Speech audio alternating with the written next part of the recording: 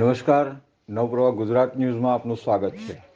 સરદાર સરોવર ડેમમાંથી પાણીની વધુ આવક તેમજ ઓરસંગ નદીના પાણીની આવકને પગલે વડોદરા જિલ્લાના પ્રસિદ્ધ યાત્રાધામ ચાંદોદમાં નર્મદા નદીનું જળસ્તર ધીમી ગતિએ વધી રહ્યું છે.